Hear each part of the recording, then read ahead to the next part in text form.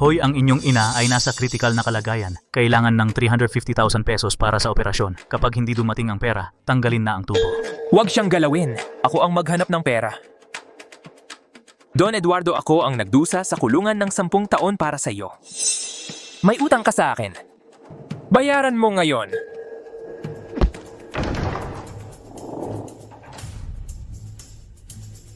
Sino ito? Ano ang nangyayari? Nasaan ang kuya ko? Kuya Mateo pala. 10 taon sa kulungan, muntik na kong makalimutan ano na ang itsura mo. Ikaw si Mateo. Ako si Shenman, ang asawa ng kuya mo. Ang kuya mo. Wala na siya 3 taon na ang nakalipas. Ano ang ibig sabihin ng wala na?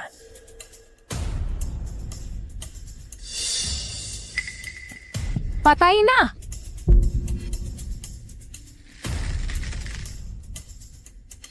Chen Yuan, nakalaya na ang kapatid mo. Ang araw ng pagbabayad mo hindi na malayo. Papa, pinangako mo sa akin aalagaan mo ang mama at kuya. Ngayon wala na ang kuya. Ang mama ko ay nasa ospital. Walang nag-aalaga. Kukunin ko ang pera para sa operasyon. Para iligtas ang buhay ng mama ko. Gusto mo ng pera? Sige. Humiga sa sahig at tumahol para sa akin. Papa! Gusto mo rin marinig? Ang pamilya Chen ay hindi nagpapaubaya sa walang ginagawa. Gusto mo ng pera? Pagbigyan mo ang mga tao. Ang tumahol ay walang kabuluhan.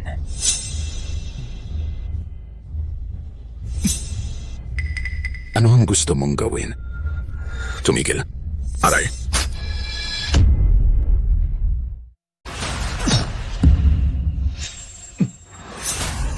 Ang suntok na ito. Masaya ka na ba? Natakot ka na ba? Tatay, mas magaling ako kaysa kay Bunso. Bigyan mo lang ako ng 500,000. Ako'y magiging asong ulol mo. Sino man ang utusan mong kalabanin, kakagatin ko. Walang kwenta si Bunso. Ang tapang naman ng pangalawa. Para siyang ako noong bata pa. Kunin mo ang 500,000. Chairman, handa na ang pera. Ito ay para sa iyo. Dali, pulutin mo. Huwag mong dudumihan ang sahig ni tatay. Bunso. Ako ang anak ni tatay. Tapat ako kay tatay, pero ako ang kuya mo. Ang paggalang sa nakatatanda. Hindi mo ba alam iyon? Salamat sa pagkain, tatay. Sinusubukan niyang magpanggap na parang aso. Salamat, tatay. Pero ang nakita ko ay isang mabangis at ambisyosong lobo.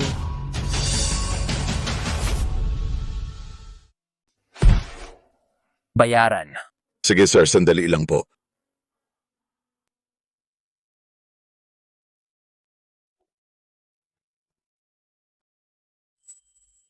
Tita, huwag kang mag-alala. Gagaling din ang lahat.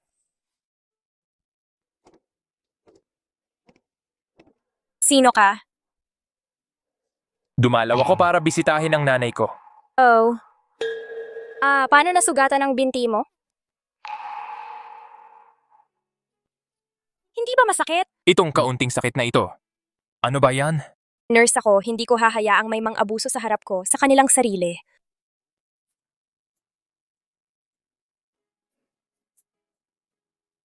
Heto, kumain ka ng candy. Kapag kinain mo ito, mawawala ang sakit. Nabandahan na ang mga sugat. Tandaan na palitan ng gamot sa takdang oras, huwag babasain.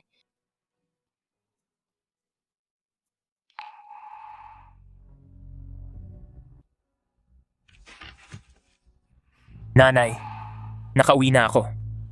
Naayos na ang utang. Wala nang mga has na mag-alis ng tubo mo.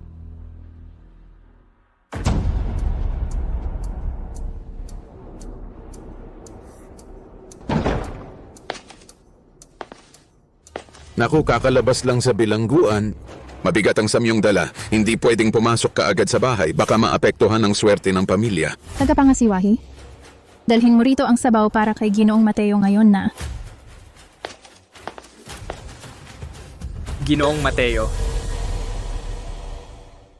Ito ang nanay ko. Sinadyang humingi sa templo ng tubig na ito para sa iyo. Inumin mo ito. para maalis ang amoy bilangguan sa katawan mo. Kung hindi mo iinumin, hindi mo igagalang ang nanay ko.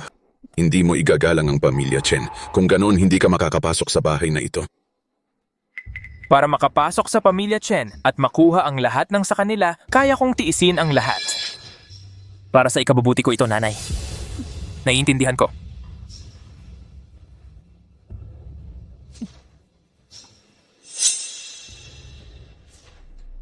Ininom mo talaga?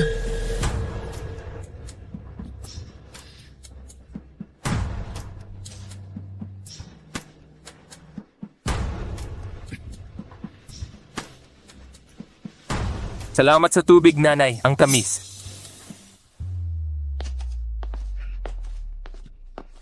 Nanay, nababaliw na ba siya? Ang taong tulad ni Chen Yan na walang konsensya ang pinakamadaling gamitin. Basta bigyan mo lang ng pera, papatay at magnanakaw siya ni hindi man lang kikindatan. Mabuting kasangkapan. Kaya kong mawalan ng dignidad. Pero ang utang ng buong pamilya Chen sa akin, ibabalik ko lahat. Ang madilim na gabi bar, si Biao na kalbo. 3 taon nang hindi nababayaran ng utang. 3 taon mo nang iniinda. Kung hindi mo mabawi ngayon, umalis ka na sa bahay na ito. Ma, si Biao na kalbo yun. Parang impyerno yun. Pinapapunta ba ako ni Papa Ron para mamatay? Pa!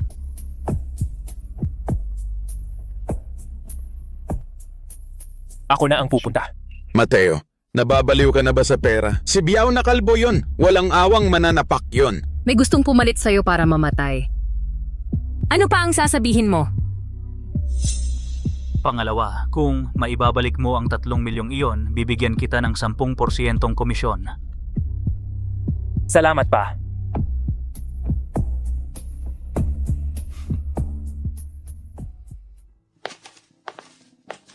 Sandali.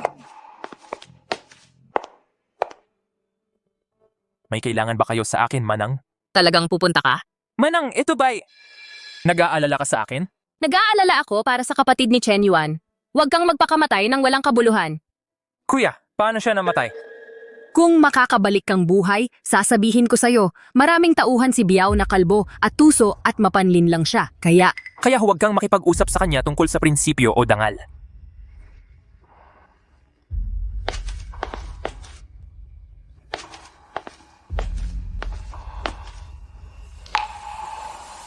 Chen Yuan, mas matalino ang kapatid mo kaysa sa inaakala ko.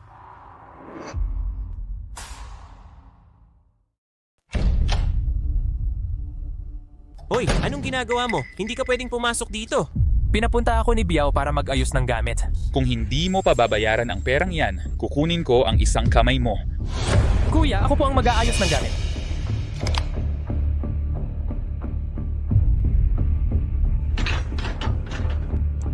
Saan galing ang asong ulol na ito? Sino ang putang inang nagpasok sa'yo?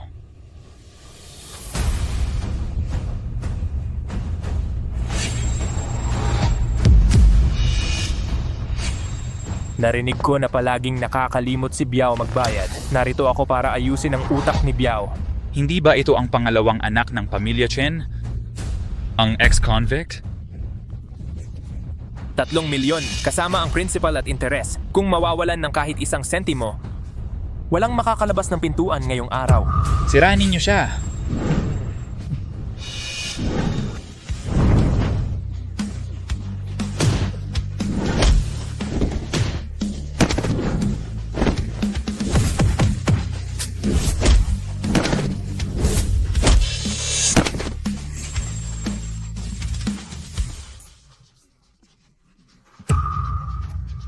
Putang ina, mandaraya ka.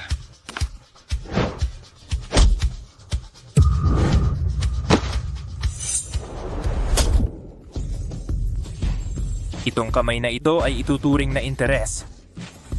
Ngayon, pag-usapan natin ang principal. 3 milyon ibibigay mo ba o hindi? 3. 2. Ibibigay ko. Kahit magkano, ibibigay ko. Amo, natuto ka na ba? Bukas.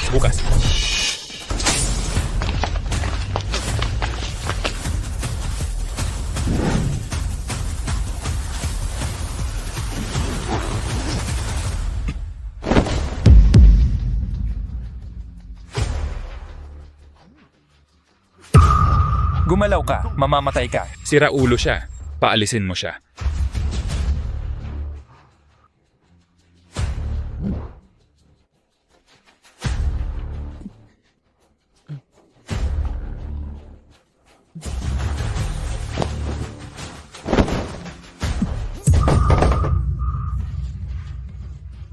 Peke, niloloko ko kayo.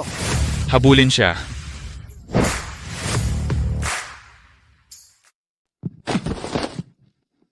Tatay, nabawi ko na ang pera. 300,000 pabuya para sa hirap. Ililipat ko na sa account mo. Basta makinig ka lang, hindi ka magugutom sa pamilya natin.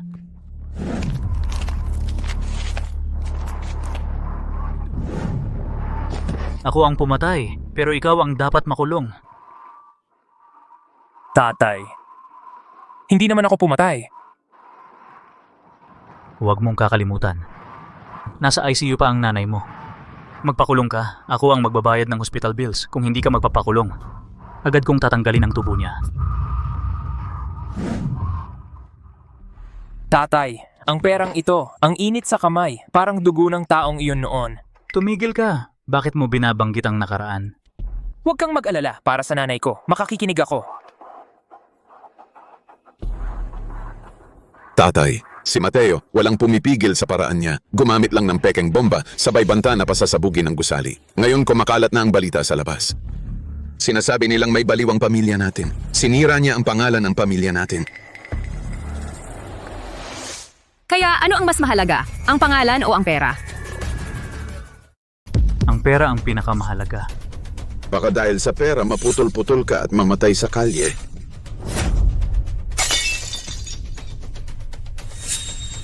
Tumahimik ka! Mateo, samahan mo ang ate mo pabalik sa kwarto.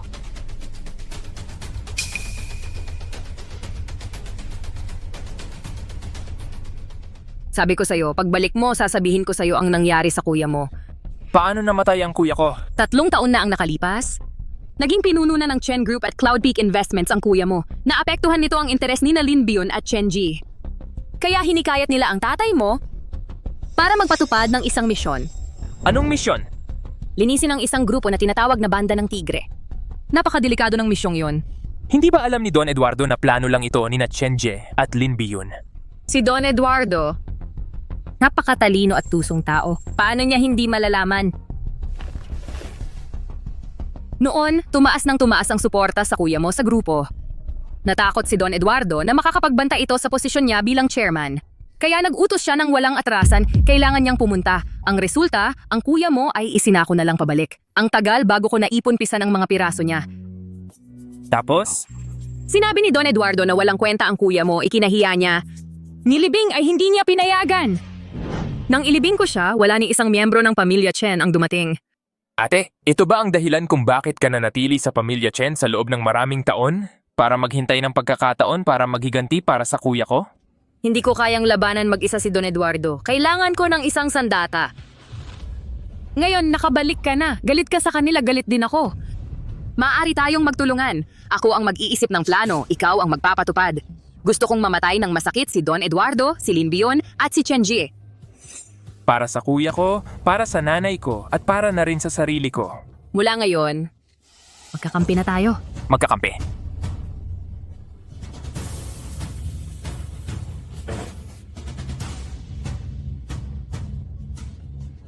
Ito ang simula ng ating pagkakampihan.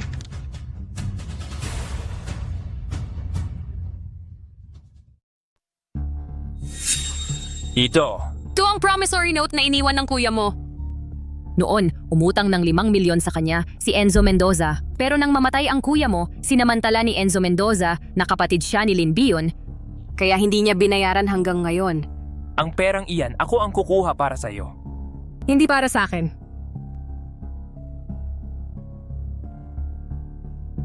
Para sa atin. Malaking tulong ang perang iyan sa plano nating paghihiganti. Kunin mo ang pera. At sa parehong pagkakataon, bigyan mo ng leksyon si Lin Bion.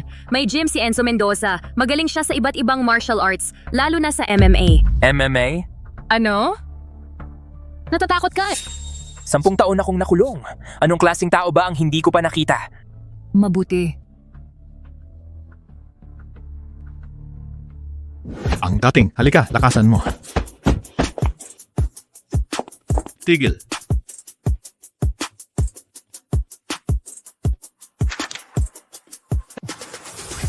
Nandito ako para maningil. 5 milyon.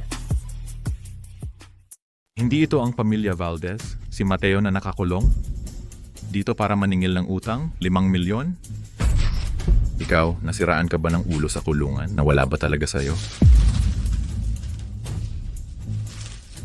Pera ito ng kuya ko. Hindi sa'yo, kaya kailangan mong isuka. Perang pinaghirapan kong nakawin, bakit ko ibabalik? Sugurin nyo.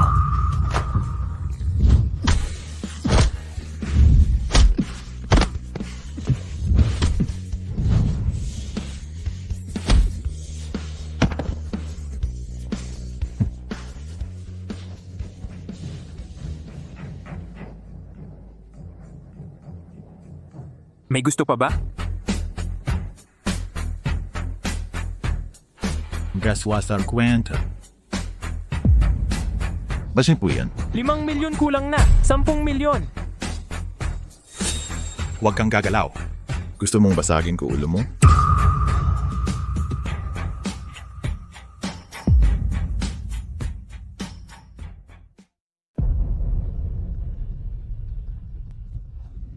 Maganda ang baril, pero ang tao ay mahina.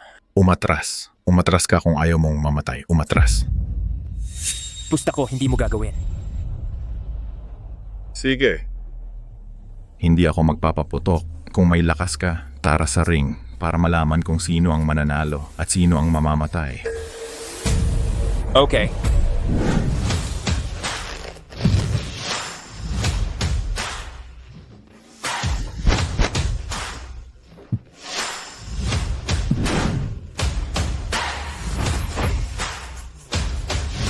Sumuko ka na, may pagkakataon pa. Ang bagal ng reaction mo, Pareho lang. bata. Ngayon, ipapahiga kita dito. Malabo yan. Ako.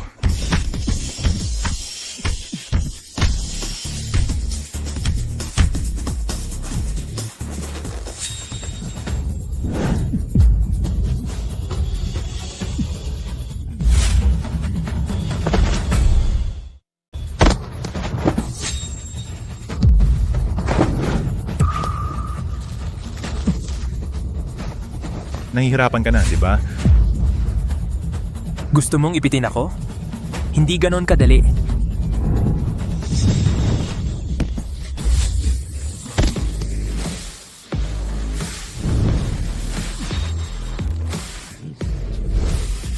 Sumusuko na ako, sumusuko na.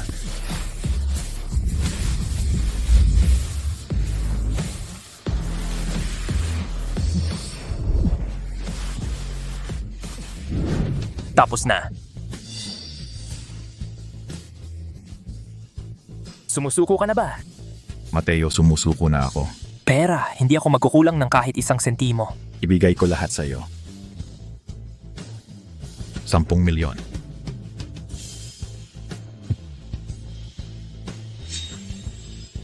Maganda ang kutsilyong ito. Kung gusto ni Mateo, ako mismo ang maghahatid nito sa bahay ninyo. Hindi pa bumalik ang bastardong iyon. Siguro pinagalitan siya ng kapatid ko. Si Mateo ay tiyak na papasok ng buhay at lalabas ng patay. Hindi na makakabalik. Basura lang ang pamilya Chen. Ay hindi nag-aalaga ng basura.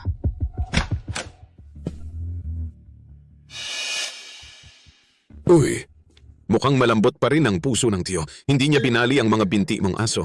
Baka naman diretsong hindi mo nakita ang kapatid ko, di ba?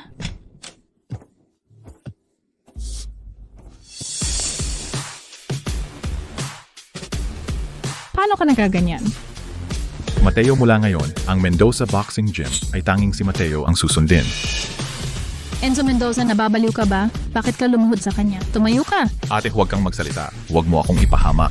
Mukhang ang kapatid mo ay mas marunong sa batas kaysa sa'yo. Dali, iangat nyo. Kuya Mateo, ito ang paborito mong espada, ang espadang alamat. Dinala ko na po.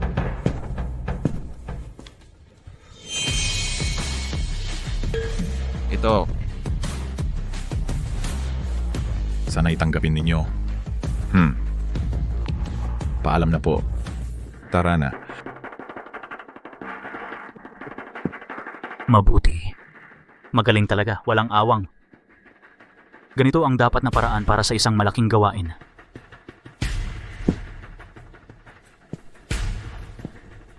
Ang ganda talaga nitong espada. Matalim. Mabigat ang masamang palad ng espadang ito, espesyal itong pumapatay ng mga halimaw at demonyo. Kapag matutulog kayo sa gabi, siguraduhing nakasara ang pinto. Baka kayo'y habulin ng masasamang espiritu. Ang paraan mo sa pagsasalita at paggawa ng bagay ay medyo masyadong mabagsik. Medyo walang kontrol si Mateo sa kanyang mga aksyon, pero ang security department na hawak niya ay puno ng mga basagulero at pasaway. Sakto lang na kailangan ng isang mabangis na lobo para pamahalaan sila. May punto ka. Kunin mo ang opisyal na selyo ng security department at ibigay mo sa kapatid mo. Tay, ipapasa ko ba ang mga tauhan ko sa kanya? Ano? Wala na bang saysay ang sinasabi ko ngayon? Dali. Ikaw, ano ba ang balak mo? Sinabi ni Tay, ibigay mo ang selyo ng security department. Kung hindi, Sige, ibibigay ko. Ibibigay ko. kukunin ko na ngayon at ibibigay sa'yo.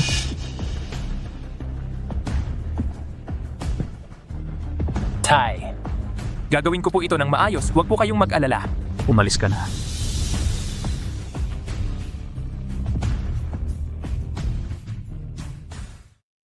Nanay. Wala na si Kuya. Pero ipaghihiganti ko siya. Paghihiganti kita. Ibabalik ko ang lahat ng pag-aari ng mga Valdez. Lahat ng ito.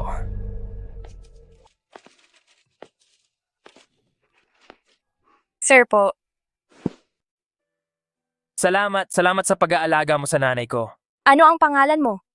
Mateo Valdez. Mateo Valdez. Kung may kailangan ka, hanapin mo lang ako. Mr. Valdez. Gusto ko sana. Hoy, baguhan. Ako si Ronald Santos mula sa Security Department. Mag-report ka agad. Kung mahuli ka, babasagin ko ang mga binti mo. Hala. Alis ka na ba? May trabaho akong kailangang gawin.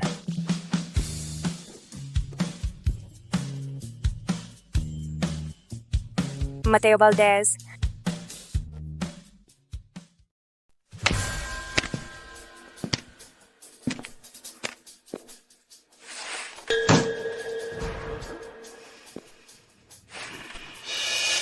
Pumila kayo. Tumayo ng maayos. Mateo Valdez, ang pangalawang anak ng pamilya Valdez, nakakalabas lang sa kulungan. Sa kulungan, na sobrahan ata sa pagiging leader. Walang naghihintay sa'yo para magbaba ng sabon dito. Isang beses lang ako magsasabi. Kahit sino ang pinaglingkuran ninyo noon, ngayon, ako ang hari. Hari, itinuring ka ang aso ng pamilya Valdez at ipinasok sa kulungan para magdusa. At nagpapanggap ka pa na amo? Dito. Ang lakas ang hari. Gusto mong maging leader? Sige. Pumunta sa tindahan sa kanto at bumili ka ng isang pakete ng Hongtashan. Ang natirang 2 piso, ibibigay ko sa iyo para bumili ng candy. Umuwi ka na lang at magpahinga. Anong klaseng tao ka? Hongtashan pa ang sinusubo mo?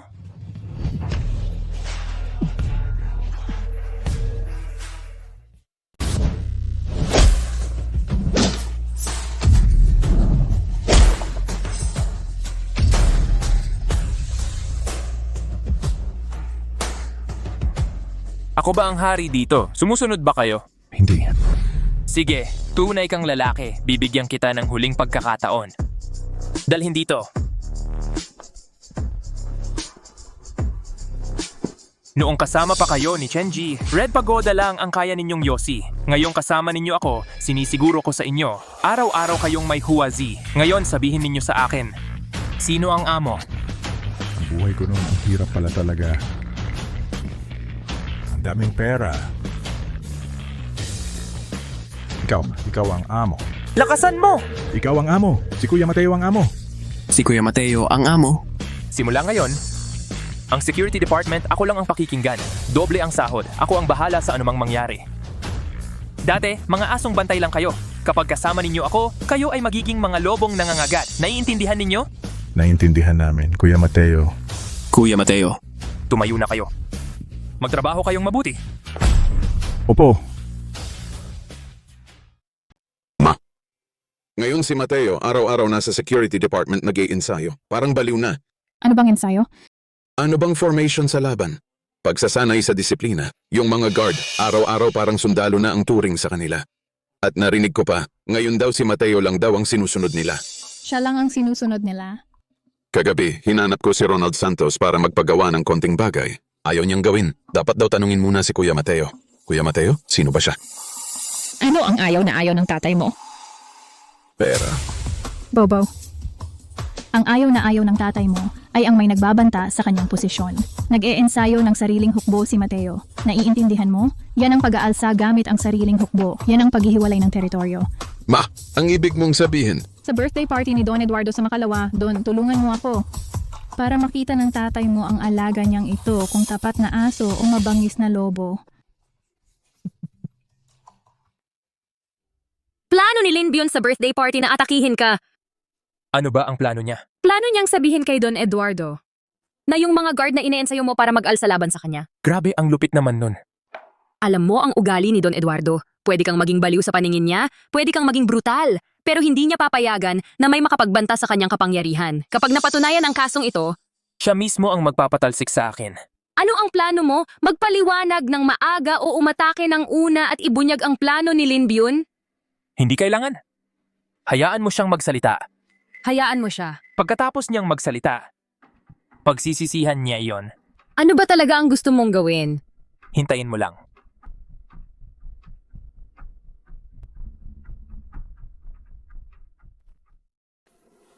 maligayang kaarawan, Sir Mateo. Salamat sa pagbati.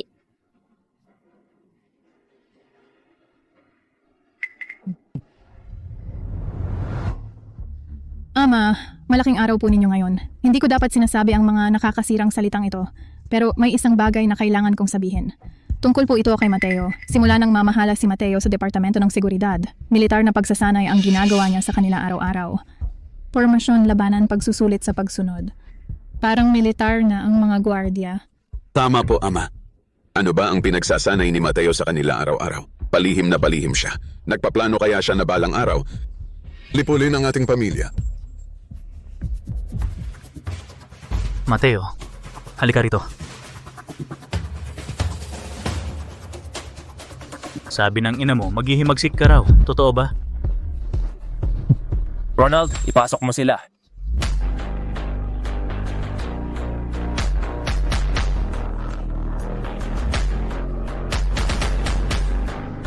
Ano to? Ang dami nila. Mateo, ano ang balak mo? Mag-aalsa ka ba sa harap ng maraming tao? Ama, Tama po sila. Ang mga taong ito, sa isang tao lang talaga sumusunod. Narinig niyo po, Ama. Inamin na niya mismo. Ronald, ilagay mo ang kutsilyo sa leeg ko. Ronald Santos, naglapat ng kutsilyo sa leeg ko. Po, kapag sinabi mong patayin ako, gagawa siya agad. Ang buhay ko nasa kamay mo. Ang mga tao na ito, mga kutsilyo na tinrain ko para sa pamilya Chen. Ang kutsilyo walang sariling kaisipan. Ginagamit ko sila para paglingkuran kayo po. Kung sa tingin mo hindi ligtas ang mga kutsilyong ito, lahat lumuhod. Simula ngayon, ang buhay ninyo ay pag-aari ng amo. Ang amo ang magsabi kung sino ang dapat patayin. Siya ang dapat patayin. Kasama na ako. Po, wala pong ibang hangarin ang inyong anak. Sila ang kutsilyo mo, ako rin ang kutsilyo mo. Kung gagamitin, gamitin mo agad. Kung papatayin, patayin mo agad. Talaga bang wala kang balak na kunin ang kapangyarihan? Matatag ang iyong tingin. Mukhang hindi ako niloko. Ronald Santos, ibaba mo ang kutsilyo.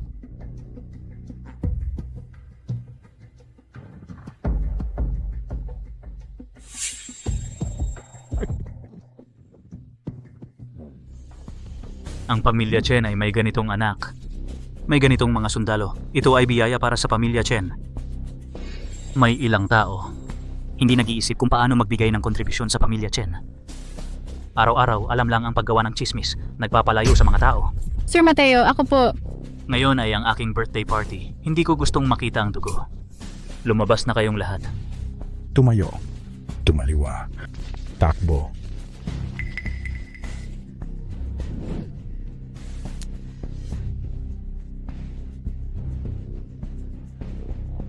Nanay, ano ang gagawin natin ngayon?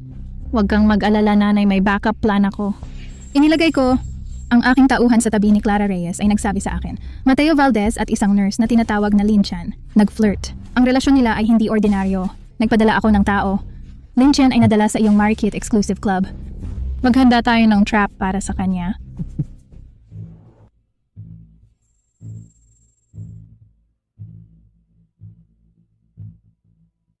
Nabaliw ka ba? Pinahayaan mo siyang ilagay ang kutsilyo sa iyong leeg. Paano kung talagang mag-utos siya? Hindi siya gagawa. Paano mo nalaman? Dahil kailangan niya ang aking kutsilyo at saka gusto niya ang pakiramdam ng pagiging loyal. Ngayon, sa harap ng maraming tao, kasama ng security department, lumuhod ako sa harap niya at nag-pledge. Masaya siya. Nauunawaan mo ang kanyang mga iniisip. Nakulong ako ng 10 taon. Kung hindi ko naintindihan ang mga tao, mamatay na ako. Sir Mateo, tulungan niyo po ako.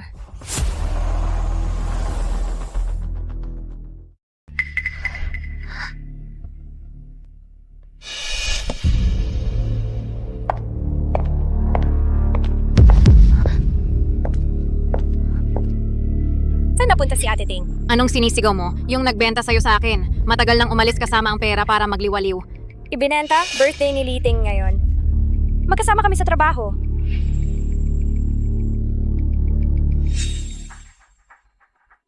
Lin Qian, birthday ko ngayong gabi. Nag-reserve ako ng malaking private room sa Marikit Exclusive Club. Nandito lahat, dapat ka ring sumama. Hindi ako masyadong umiinom ng alak. Lin Qian, ano ba ang ibig mong sabihin? Palagi kang tinutulungan ng mga kasama mo sa trabaho. Ngayong birthday ko, hindi mo man lang binigyan ng kahit kaunting respeto. Hindi, wala po Ate Ting. Ako lang ay... Eh di sumama ka, umupo ka lang sa tabi. Mamamatay ka ba kung iinom ka ng juice? Huwag kang makasira ng saya. Tangang bata, pagpasok sa Marikit Exclusive Club, wala namang mga kasamahan sa trabaho doon.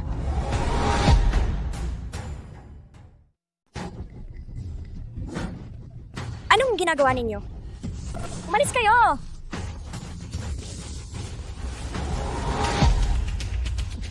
Lumayo kayo! Sino sa inyo ang maglakas loob na hawakan siya? Hindi na kayo makakagalaw habang buhay. Ginoong Chen. Tumawag ng tao.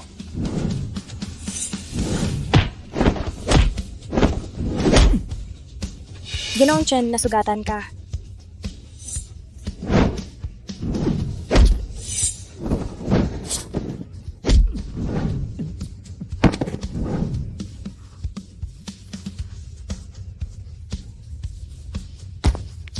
Mali ako, hindi na ako ulit.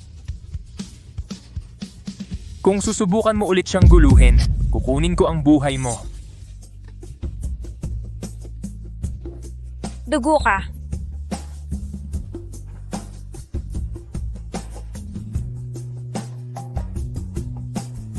Huwag kang matakot. Umalis na tayo.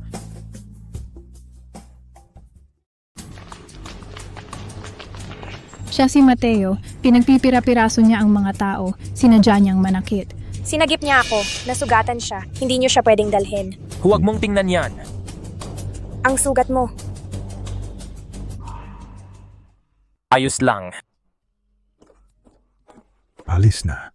Huwag, mabuti siyang tao. Sinagip niya ako. Lin Qian. Kalimutan mo na ako. Anong sinabi mo? Ayokong madumihan ka. Ang mga kamay ko'y puno ng dugo. Galing ako sa impyerno. Hindi ka dapat nakikisalamuha sa akin. Hindi, wala akong pakialam. Ako may pakialam. Mula ngayon, wala na tayong koneksyon. Dapat kang humanap ng malinis ang konsensya. At mamuhay ng payapa. Kanina isinakripisyo mo ang sarili mo para iligtas ako. Nasugatan ka. Utang ko yan sa'yo. Ngayon, quits na tayo.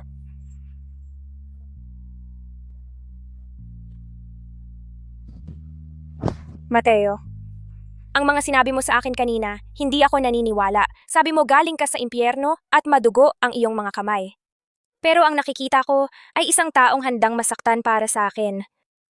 Wala akong pakialam kung sino ka man. Wala akong pakialam kung anong kasalanan ang nagawa mo. Ang kabutihan mo sa akin, laging tatatak sa isip ko. Ang mga sugat na tinamo mo para sa akin, hindi ko rin malilimutan. Tangang bata. Tangang-tanga nga ako. Pero handa akong maging tanga para sa'yo.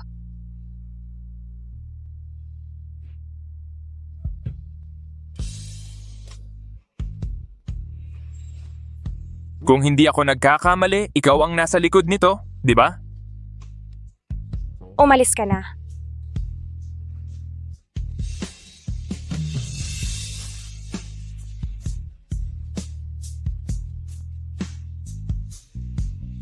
Maghihintay ako.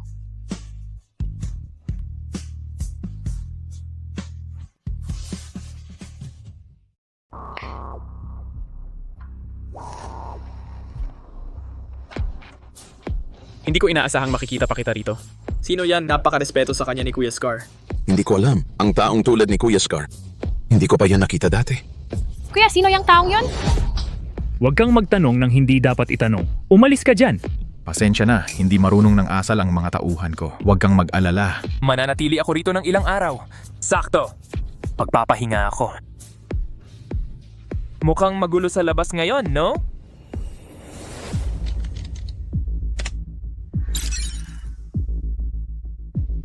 2 taon na ang nakalipas. Sinakop ng pamilya Valdez ang pamilya Zhao. Ako ang nagligtas sa anak ni Zhao Xuanpan. Pinigilan ko ang pamilya Valdez na patayin silang lahat bago ikulong si Zhao Xuanpan. Ibinigay niya sa akin ang USB drive para buksan ang patay na kandado. Pagkatapos, sa pamamagitan ng aking mga koneksyon, nakipag-ugnayan ako kay Zhao Xuanpan sa loob ng bilangguan at pinadalhan niya ng susi si Mateo Valdez para handa sa anumang mangyari. Mateo Valdez. Oras na para magpakita ka ng galing.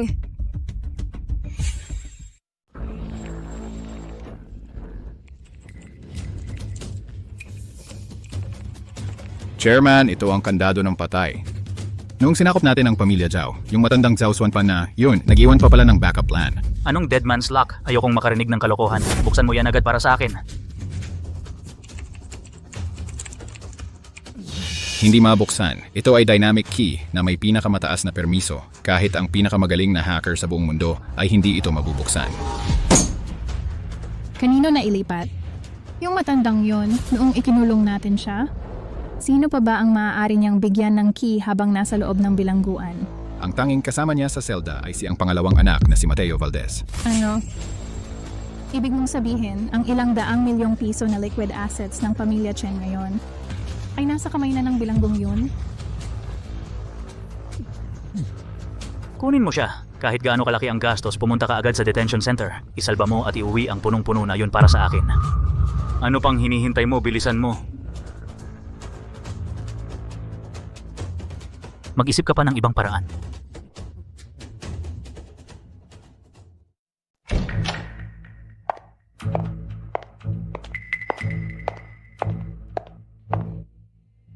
Mateo, swerte mo. Naalala ko ang nakaraan namin ng tatay mo. Dadalhin kita sa labas. Pumirma ka.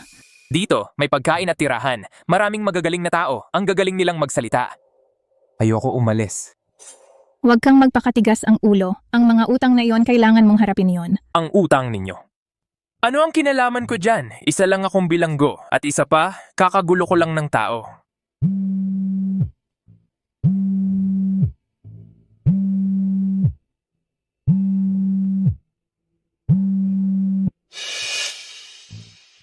Basta lumabas ka lang, lutasin mo ang patay na kandado. Mawawala na ang lahat ng nakaraan. Ganyan ba ang paraan mo ng pagmamakaawa? Ano ba talaga ang gusto mo? Wala naman akong gustong mangyari. Gusto ko lang marinig. Isang salita. Tapos na ba kayo? Kung tapos na, bumalik na sa selda. Hoy! Mukhang bagay talaga sa akin ang pagkain sa kulungan. Sandali. Pakiusap. Ang hina, hindi ko marinig. Pakiusap. Sumama ka sa akin pa uwi. Masana nun ka pa naging mabait.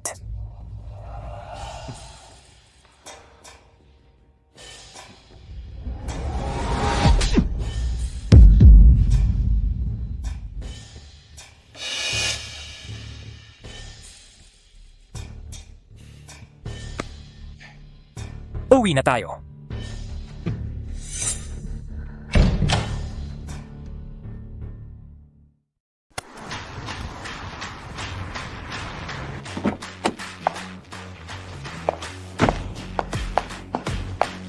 Ako na.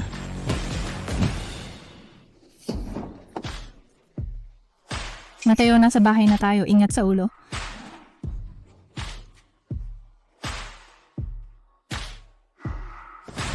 Espesyal na inihanda ito para sa iyo ni Madam, isang mamahaling Persian rug. Ay, ang lambot naman ng rug na ito. Hindi ako sanay.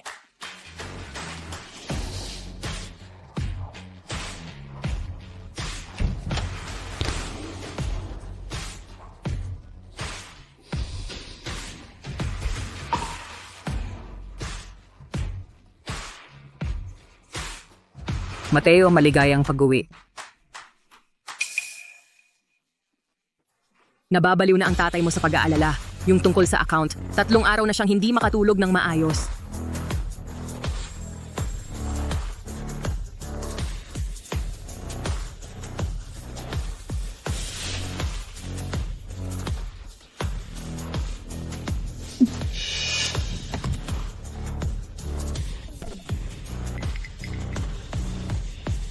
Pangalawang Ginoo, yan ang upuan ng amo. Hayaan mo siyang umupo. Basta ma-unlock lang ang account, pwede pa siyang umupo sa akin.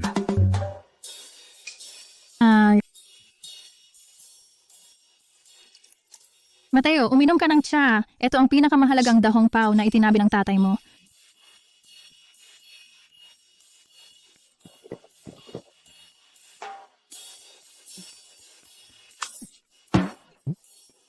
Panis na.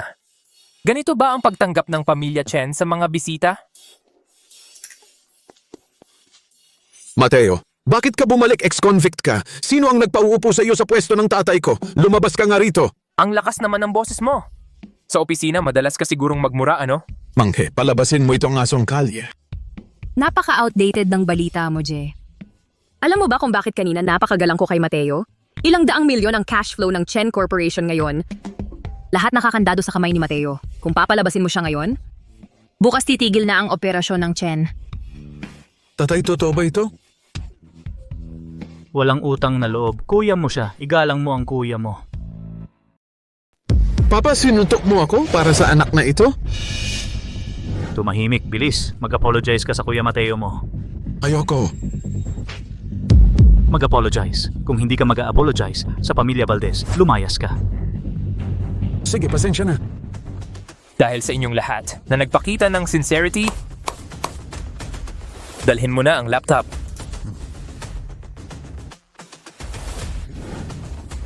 Bilis. I-unlock ang account.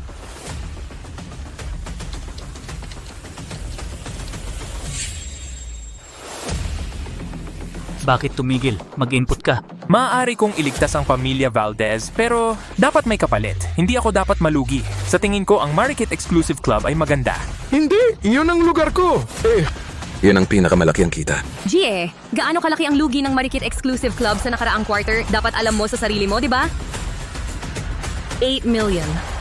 Tuloy-tuloy na lugi sa 3 quarter. Kung ganito pa ang mangyayari, ang Marikit Exclusive Club ay magiging walang katapusang pagkalugi. Papa, imbes na hayaan ang Marikit Exclusive Club na mabulok, ipaubaya mo na sa Mateo.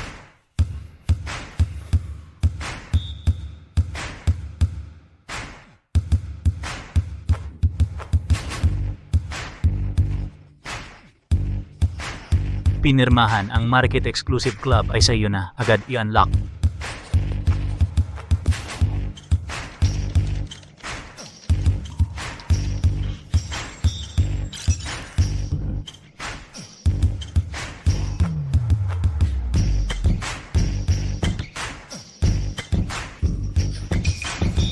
kuya, kapag pupunta ka sa club, mag-member card ka. Hindi ako magbibigay ng discount sa'yo.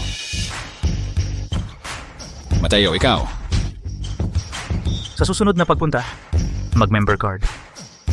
Narinig mo? Narinig ko. Maligayang pag-upo sa pwesto, Sir Mateo.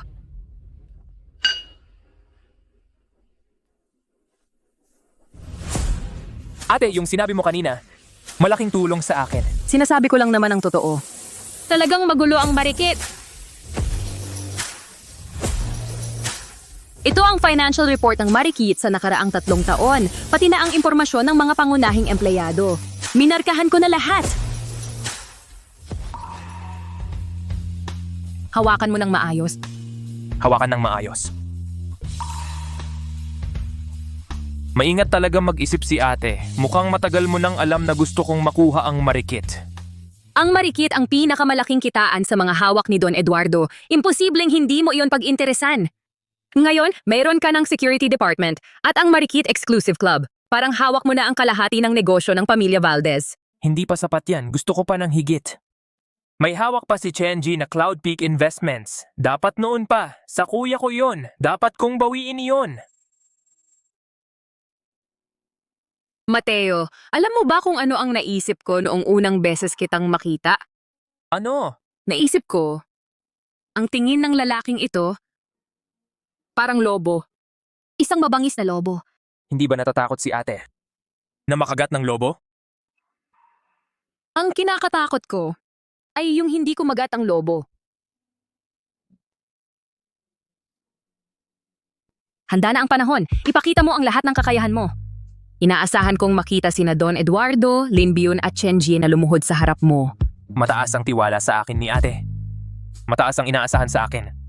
Palagi akong may tiwala sa aking kakayahang tumingin ng tao. Huwag mo akong biguin.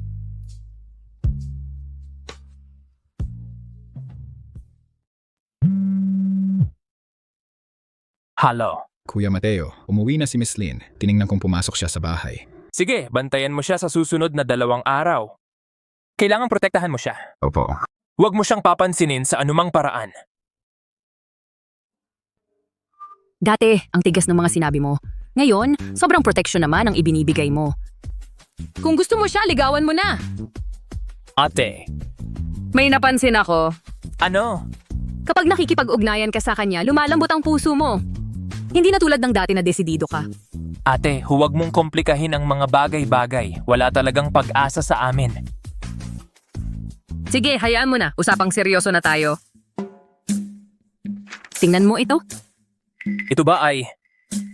Ito ang birth certificate ni Chenji at ito ang DNA matching report. Si Chenji ay hindi anak ni Don Eduardo. Ang tunay niyang ama ay si Ginong He, ang mayordomo. Hindi ko inaasahan. Ang anak na pinag-aral at pinalaki ni Don Eduardo ng mahigit 20 taon, anak pala ng magnanakaw sa sariling bahay. Ang pagtataksil na ito kay Don Eduardo, malamang dadalhin niya hanggang sa libingan. Saan mo nakuha ito? 7 taon na akong naninirahan sa pamilya Chen. May mga impormasyon akong nakuha. Napakahalaga sa akin ng dokumentong ito. Ate. Tagay tayo.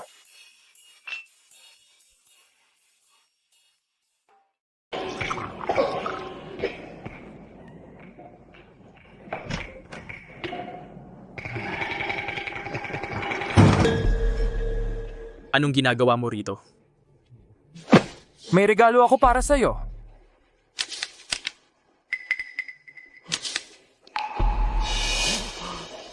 Kuya Mateo, Kung ibibigay ko ang DNA test report kay Don Eduardo, ano kaya ang gagawin niya? nakikiusap ako sa'yo. Papatayin niya tayo. Talagang papatay siya. Kuya Mateo, nakikiusap ako. Kung gusto mong mabuhay, pwede naman. Ano po? Basta huwag lang sabihin sa amo, gagawin ko ang lahat.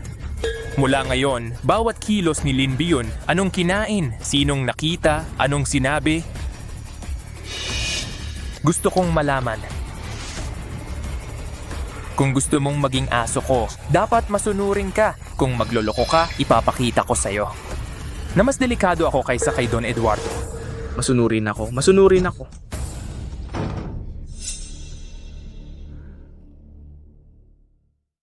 Nakuha ko na ang matandang lalaki kagabi.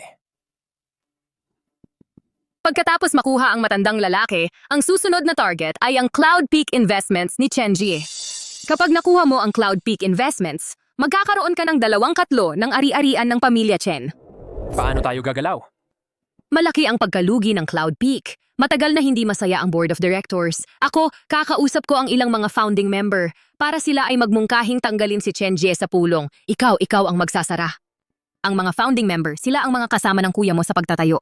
Pagkamatay ng kuya mo, sila'y lagi na lang inaapi ni Chenji. Matagal na silang nagpipigil ng galit. Pinapanghawakan ko ang pagtitiis nila hanggang ngayon. Ang hinihintay nila ay ang araw na ito. Malalim ang plano ni ma'am. Ano, hanggang sa pagtutulungan natin ngayon? Nagsisimula kang magtiwala sa akin? Ang utak ni ma'am. Hinahangaan ko.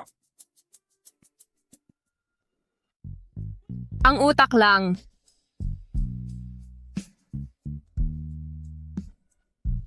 Sige na, hindi kita bibiruin. Tagay?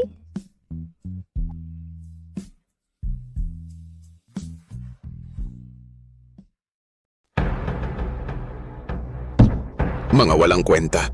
Magkano ang nalugi noong nakaraang quarter? Mga pabigat lang ba kayo? Sino ang nagpahintulot sa'yo na pumasok? Pulong ito ng mga mataas na opisyal ng Cloud Peak. Alam mo namang pulong ito ng mga mataas na opisyal. Ikaw, dating pangkalahatang tagapamahala na sinuspinde. Anong ginagawa mo dito? Dahil sa Cloud Peak Investments, 200 milyong piso ang nalugi noong nakaraang quarter at si Ginoong Chenji ay nalulong sa iskandalong pampribadong buhay. Ayon sa desisyon ng Board of Directors, ititigil ang lahat ng iyong tungkulin.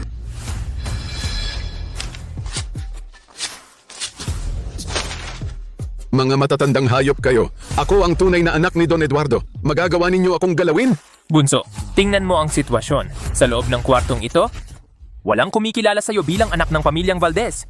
Ronald Santos, itong ex-con palayasin nyo. Anong ginagawa mo? Bitawan mo ako. Sabi ni Kuya Mateo, lumabas po kayo. Hindi ako papayag. I'm gonna say Barry Berlin. Maghintay kayo. Ginong Chen, kotse ito ng kumpanya. Maari po bang umalis na kayo? Ibinigay ito sa akin ni Don Eduardo. Sa rehistro, pangalan ng kumpanya ang nakasulat. Ipagkaloob nyo ang susi. Maghintay ka. Nababaliw si Mateo. Inagaw niya ang kumpanya ko. Tumahimik ka. Umuwi muna tayo. Huwag kang magpahiya.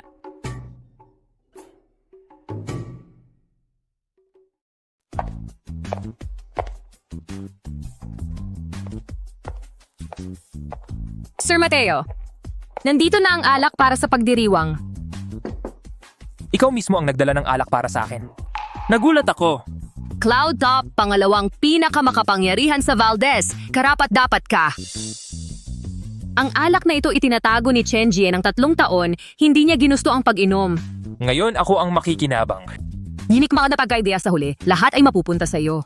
Hindi pa nagsimulang magpakita ng tunay na lakas ang Don Eduardo. Natatakot ka? Hindi, dahil wala na akong pag-uurungan. Matthew, pagkatapos ng paghihiganti, ano ang plano mo? Tingnan muna ang sitwasyon. Ako, pagkatapos ng paghihiganti. Nasa plano mo pa ba ako may puwang pa para sa akin? Tinulungan kita ng marami, hindi mo ba naisip ano ang gusto ko? Ma'am, ang gusto ko ay ang paghihiganti. Ang paghihiganti lang. Mateo, sa puso mo, ano ang tingin mo sa akin? Ang ma'am ay ang naiwan ng kuya ko. Hindi ang katayuan ang sinasabi ko. Ma'am, Huwag mong gamitin lagi ang pagiging ma'am para iwasan ako. 3 taon na ang nakalipas mula nang pumanaw ang kuya mo. gusto ko lang malaman. Sa puso mo may puwang pa ba para sa akin kahit sa maliit na bahagi? Ang tanong na iyan, hindi ko masasagot. Sige na, hindi ko na ipipilit. Pag-isipan mo muna saka mo sabihin. Pero hayaan mo, sabihin ko na ang masasakit. Hindi ako mahaba ang pasensya. Hindi ako maghihintay ng matagal. Binabalaan mo ako, ma'am. Hindi banta. Paalala lang. May mga bagay na kapag nawala, hindi na maibabalik. Ma'am, ang puwang.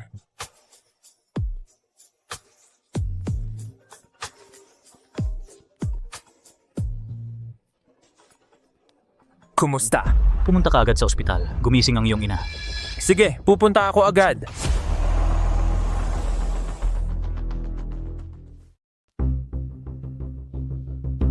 Doktor! Ang pasyente ay nasa huling yugto ng buhay. Kung may gusto kang sabihin, sabihin mo. Huwag kang magkaroon ng panghihinayang. Nanay. Mateo, ikaw ba ang bumalik? Nanay. Ako bumalik ako. 10 taon na anak ko pumayat ka. Ang kuya mo? Mateo. Ang kuya mo? Ang kuya. Wala na siya 3 taon na ang nakalipas. Yuan, anak ko.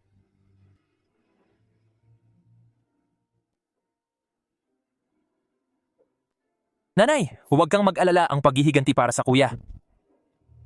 Diyak kong ipaghihiganti. Sabihin mo sa akin, paano namatay ang kuya mo? Nanay, ako si Shenman, ang asawa ni Chen Yuan. Noong mga panahong iyon, si Chen Yuan ay ganoon na lamang pinatay. Huwag po kayong mag-alala. Tiyak na maghahanap tayo ng katarungan para kay Chen Yuan. Don Eduardo, Lin Byun. Yung doktora sa pintuan, hulihin ninyo siya.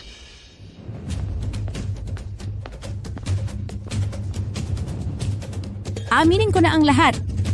Si Lin Byun ay nag-espiya sa akin sa loob ng 10 taon. Kaya pala hindi ako makagising. Nilagyan niya ng kung ano ang gamot na ini-IV sa akin araw-araw. Isulat mo ng isa-isa ang lahat ng masasamang ginawa ni Lin Byun nitong nakalipas na 10 taon. Dalhin niyo siya. Mateo. Nanay. Mateo. Aalis na ang nanay mo. Gusto kong mas lalong masilayan kayo. Kasalanan ko noon, hindi kita naprotektahan. Hayop na Don Eduardo Valdez yan. Ikaw ang nagdusa sa kulungan ng 10 taon para sa kanya. Nanay, hindi mo kasalanan. Mabagsik at walang awa ang taong yan. Para matalo siya, kailangan mong maging mas mabagsik kaysa sa kanya. Ang kuya mo masyadong mabait. Kaya siya pinatay nila. Nanay, naiintindihan ko. Mateo, si Xiaoman, 3 taon siyang nagtiis para sa pamilya natin.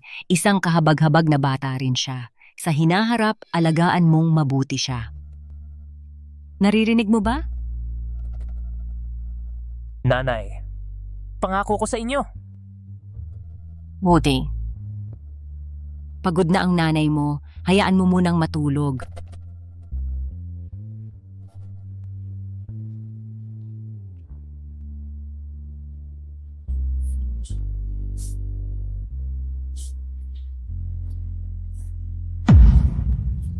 Nanay? Nanay!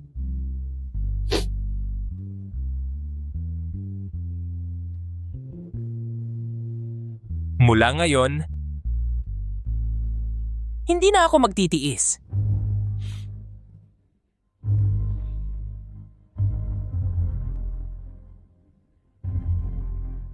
Sisiguraduhin kong luluhod sila sa harap ng puntod ninyo. At magmamakaawa ng tawad. Ano, Lu Zhaoji, ang kontrata na nagkakahalaga ng 2 bilyon ni Ginoong Lu ay hindi na lang niya pinirmahan. Wala siyang ibinigay na dahilan? Wala.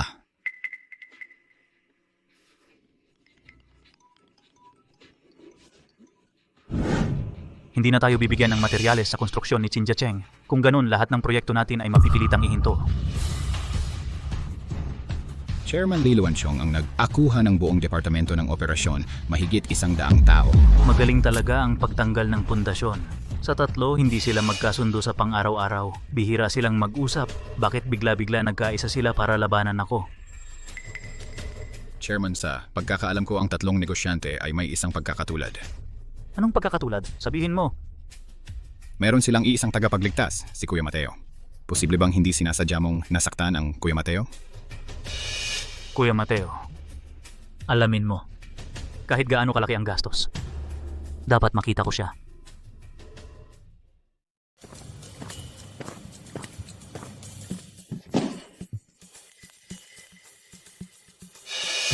Pakikiusap, makipag-ugnayan ka kay Mateo Valdez. Sir Mateo. Diretsahan ka talagang magsalita ha. Alam mo ba kung sino si Mateo Valdez? Isang tapak lang niya, yayanigin ang buong lugar. Maraming gustong makita siya pero hindi nila alam kung saan ang bahay niya. Sa tingin mo, sa ganito lang, papayag na siyang makipagkita. Ha? Yung kahit magkano, okay lang. Basta payagan lang niya akong makita siya. Ang pera, hindi problema. Hiling ko lang ay makausap siya para maayos ang lahat. Dahil kitang-kita ko ang inyong katapatan, Sir Mateo, tutulungan kitang magdala ng mensahe pero hayaan mong maging malinaw kung papayag siyang makipagkita o kung kailan, iyon ay nasa kagustuhan na ni Mateo Valdez. Hindi ko kayang pangakuan yon. Naiintindihan ko. Pakiusap, ipaalam mo agad kay Mateo Valdez. Hindi na ako makapaghintay pa. Kung patagalin pa ito, baka lumaki ang problema. O siya nga pala. Alam mo ba ang patakaran ni Mateo Valdez? Anong patakaran? Kahit sino man, hindi siya makikipagkita kung hindi luluhod. Ito ang mahigpit na patakaran na itinakda ni Mateo Valdez. Walang makakapagpabago. Naiintindihan ko. Susundin ko ang patakaran. Basta payagan lang niya akong makita siya. Hindi mahirap ang mga kondisyong iyon. Sige. Kung gayon, Sir Mateo, umuwi ka na at maghintay ng balita. Salamat sa abala. Maraming salamat.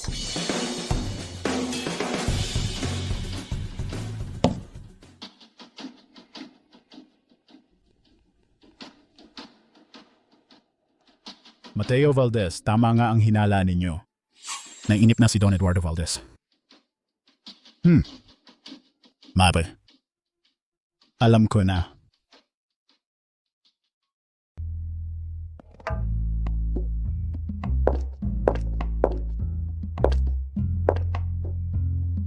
Naguguluhan at nababagabag si Don Eduardo Valdez. Sinasaliksik niya kung sino si Mateo Valdez. Mateo, ayoko nang maghula. Ikaw ba talaga si Mateo Valdez?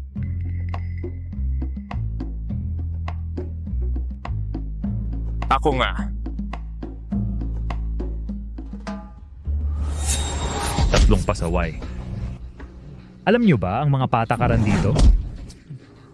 Hindi yung mga baguhan kailangang magbigay ng handog.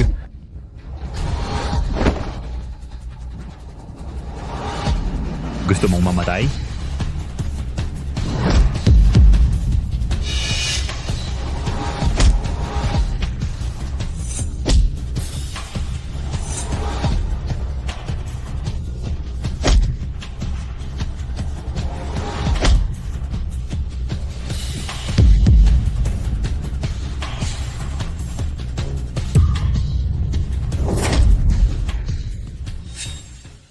Pare, bakit mo kami ipinagtanggol? Ayoko lang sa kanila. Habang buhay naming tatandaan ang kabutihang ito. Kapag nakalabas na kami, tiyak na babayaran namin ang utang na loob.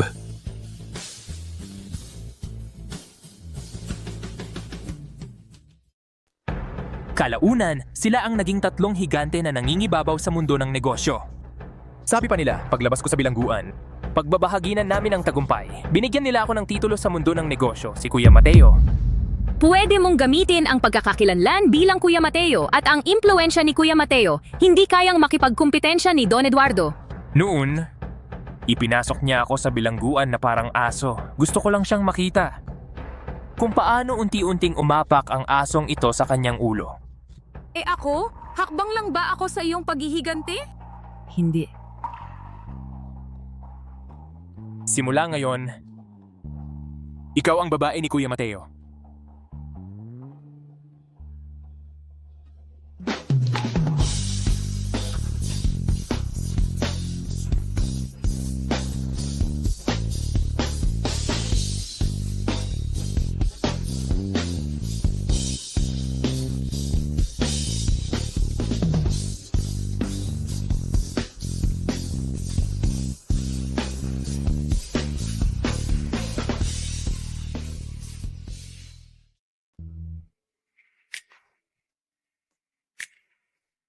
Gising ka na pala. Naghandog ako ng damit para sa'yo. Salamat po. Huwag mo na akong tawaging po sa ganon. Ano ang dapat kong tawag sa'yo? Tawagin mo na lang ako sa pangalan ko. Shenmon. Si Mateo? Dapat magpakita siya ng anyo ng isang tunay na Mateo. Sutin mo ito.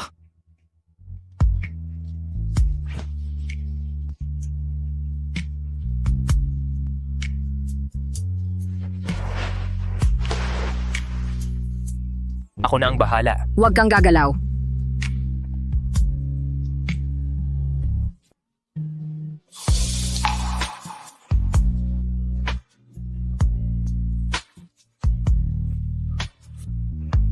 Ngayon, mukha ka ng isang tunay na Mateo. Sige na! Inaasahan kong mamayang gabi, luluhod silang lahat sa harap mo!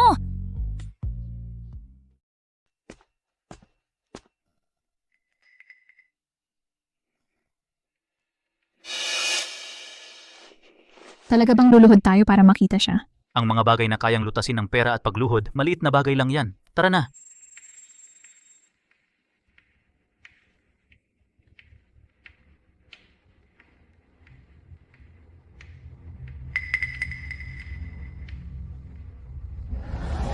Pasok.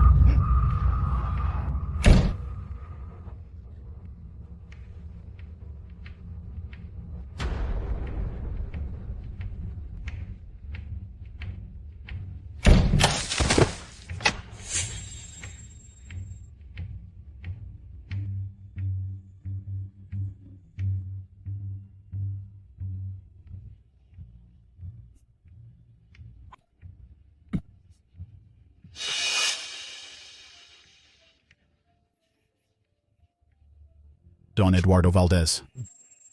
Don Eduardo, matagal ko nang naririnig ang pangalan ninyo at ngayon napakalaking karangalan ang makita kayo. Oh, tama po, tama po. Don Eduardo, ang hamak kong tao po. Hindi ko alam kung kailan nagkamali sa inyong mga tauhan. Nakikiusap po ako, kahabagan ninyo ako. Sa loob nito may 50 milyon. Maliit na handog lamang, hindi man sapat para sa inyong karangalan. 100 milyon. 200 milyon. Dito.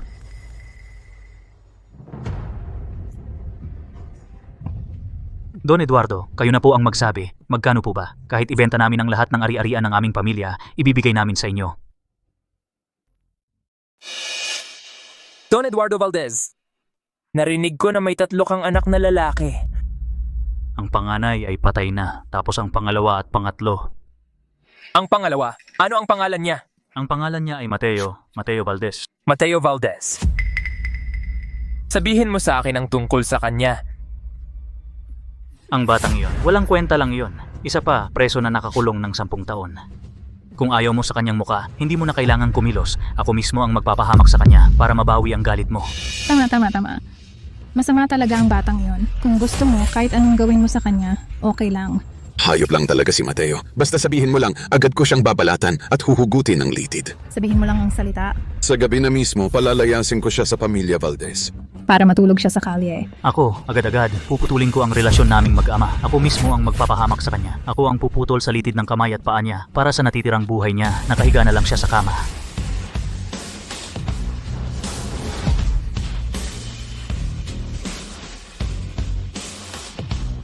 Tatay. Sabihin mo, sino ang gusto mong ipahamak? Sinong gusto mong sirain? Ikaw ay Kuya Mateo. Eta.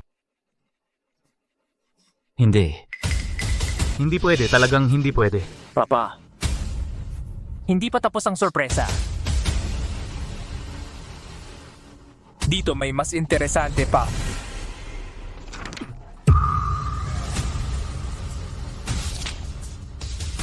Naintindihan mo? Chen Jie ang anak ni Hebo.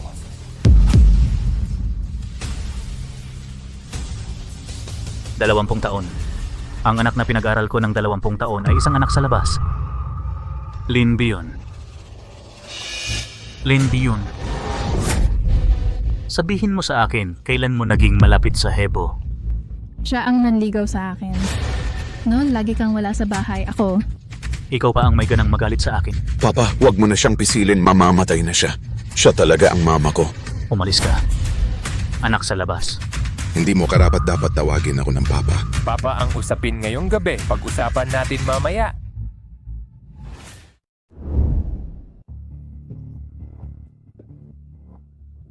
Don Eduardo, alam kong nagkamali ako. Patawarin mo na ako ngayon. 20 taon. Lin Bion, niloko mo ako sa loob ng 20 taon. Don Eduardo, walang kasalanan si Xiao Jie. Simula pagkabata, Itay na ang tawag niya sa'yo. Ikaw ang nagpalaki sa kanya sa loob ng 20 taon. Anak yan ni Old He, isang anak sa labas.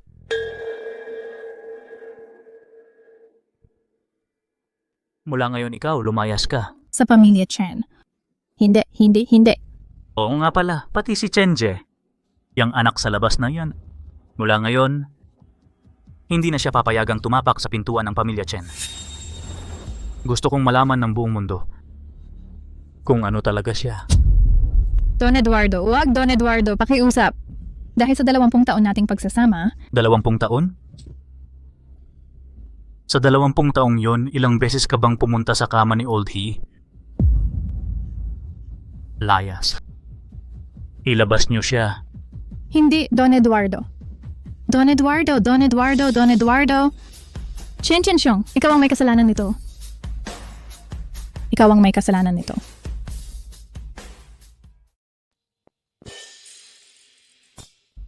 Nandito ka para pagtawanan ako. Kayo po ang aking tunay na ama. Paano ko naman kayo pagtatawanan? Ang buhay ko ay parang aso. Ang asawa ko ay puta. Ang anak ko ay hindi tunay. At sa huli, lahat ay peke, pero iba ka. Ikaw ang tanging dugo ni Chen Xiong.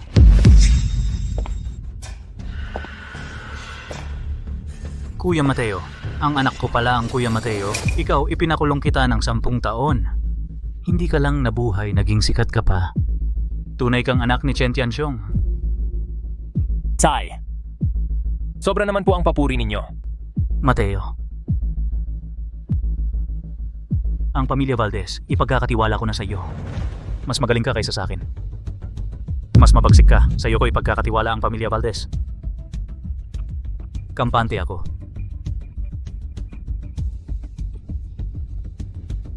Tay, huwag kayong mag-alala. Ang responsibilidad ng pamilya Valdez, ako ang bahala. Mabuting anak. Mabuting anak.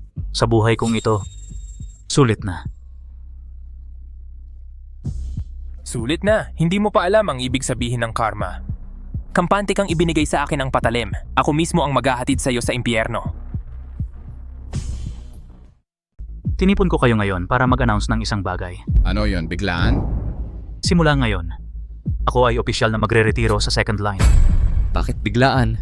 Ang lahat ng core business ng Chen Group ay ipapasa sa Mr. Mateo Valdez. Anong nangyayari? Mateo ang maghawak? Wala akong balita. Bakit? Anong meron? Gino, pasensya na po, si Mateo ay nakulong ng 10 taon walang karanasan sa pamamahala.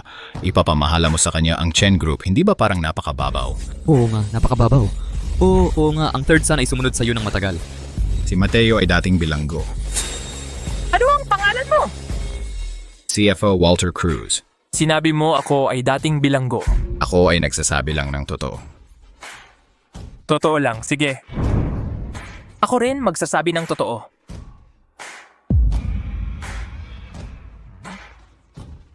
Ano ang utos ninyo? Imbestigahan ang isang tao na Walter Cruz, CFO ng Chen Group.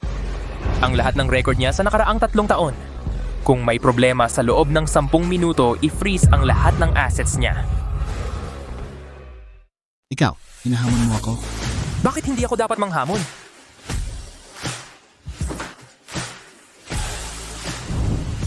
Director Walter, alam mo ba ang isang taong tinatawag na Kuya Mateo?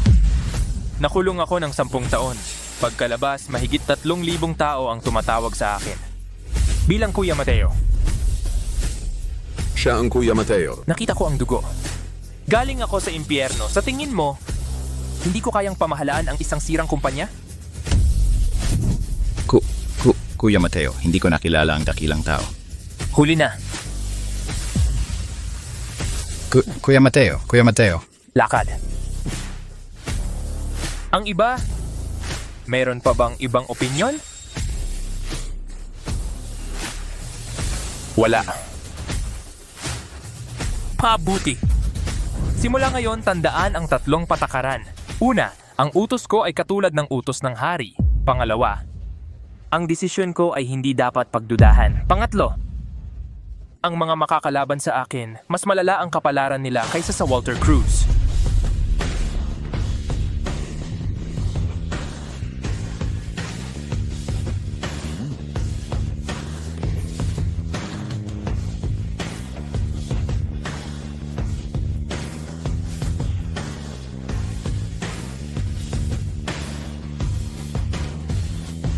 Matalino si Sir Mateo! Matalino si Sir Mateo! Matalino si Sir Mateo!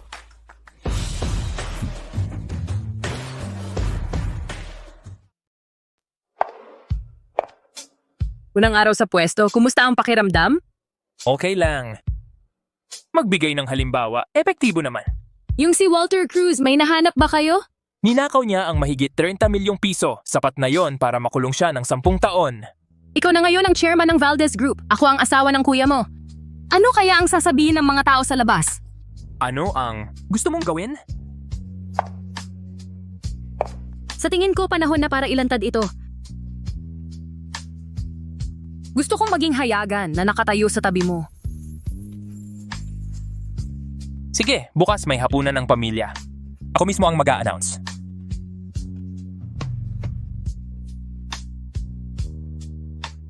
Ganyan ang Kuya Mateo na kilala ko.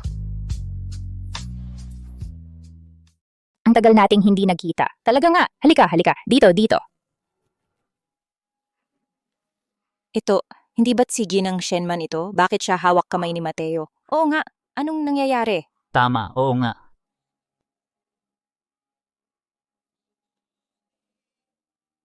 Tinawag ko kayong lahat dito para mag-announce ng isang mahalagang bagay. Simula ngayon, si Shenman ay akin ng babae. Hindi ba't siya ang ate? Ang kapal talaga ng muka.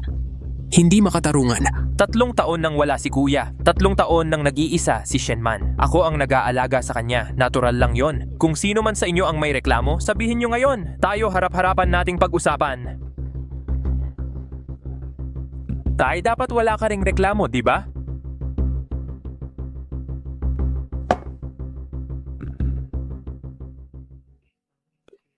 Pagpalain kayo.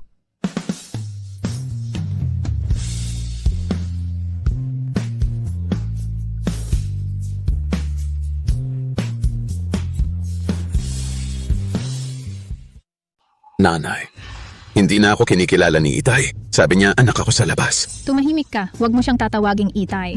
Yung matandang yan na si Don Eduardo Valdez, 20 taon niya akong ginamit. Ngayon, bigla na lang niya akong itinakwil. Lahat ng ito dahil kay Mateo. Ngayon pa lang gusto ko nang mamatay siya agad. May punto ng kahinaan si Mateo. Anong punto ng kahinaan? Yung maliit na nurse na iniligtas niya noon, may ama siya, nasa probinsya at may maliit na negosyo. Tapos? Mag-isip ng paraan para dalhin siya sa Market Exclusive Club ni Mateo para maggulo. Hayaan mong ang mga tauhan ni Mateo ang bahala sa kanya. Nanay, ibig mong sabihin, Kung sakaling ang mga tauhan ni Mateo ay may mangyari sa ama ni Lincian, ano sa palagay mo ang gagawin ni Lincian? Nanay, paano kung malaman nila na tayo ang may gawa? Hindi mangyayari yon. Tayo ay mabait na nagpaalam sa kanyang ama na inapi ng kanyang anak na babae si Mateo. Siya mismo ang gustong maggulo. Anong kinalaman natin doon?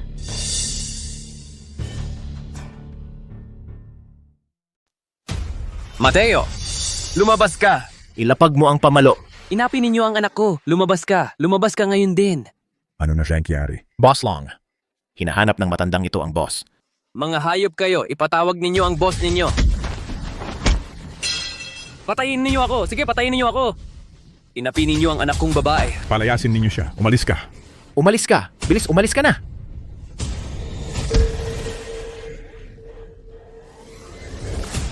Boss Long, hindi ko sinasadya. Maranang ko lang siya ng konti.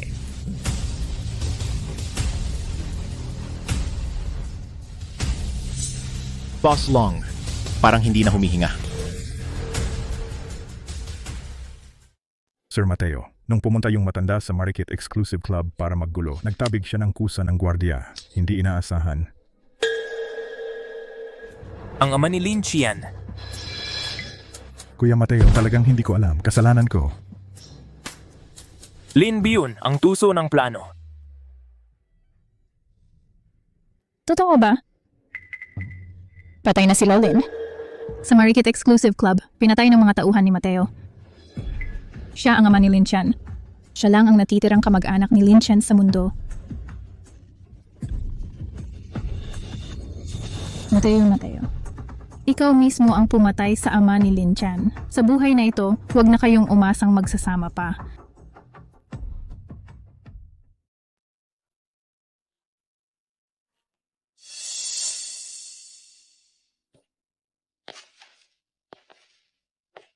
Lin Chen, alam mo ba kung paano namatay ang tatay mo? Siya ay pinatay ng mga tao ni Mateo sa isang suntok. Hindi, imposible.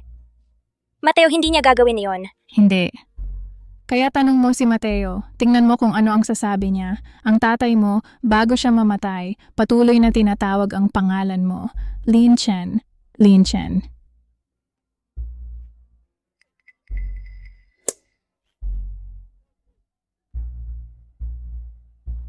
Sige, paghiganti mo ang tatay mo.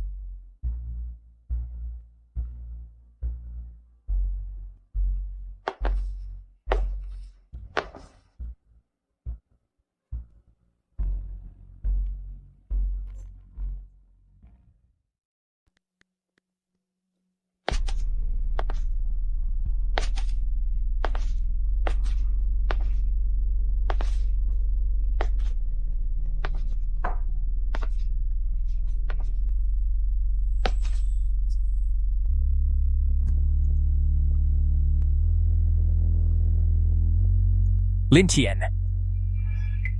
Paumanhin. Ang mga tao mo ang pumatay sa tatay ko. Aksidente lang ng mga tao ko. Galit ka sa akin. Dapat lang. Bakit hindi ka nagpaliwanag? Bakit hindi ka nagmakaawa? May saysay ba ang magpaliwanag? Patay na ang tatay mo. Namatay sa lugar ko. Hindi kailanman nanggulo ang tatay ko. Bakit siya pumunta sa Mingdu para magkagulo? Sino ang nagsabi sa kanya na inaapi ako? Sino ang nagdaya sa kanya para pumunta rito?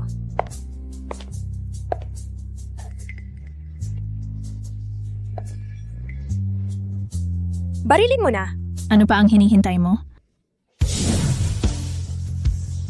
Ikaw ang nagdaya sa tatay ko para pumunta rito at mamatay. Noong ibinigay mo sa akin ang baril, ang ngiti mo ay napakasaya. Hindi.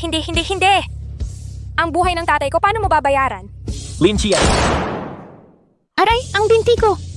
Ang putok na ito ay para sa utang ng buhay ng tatay ko.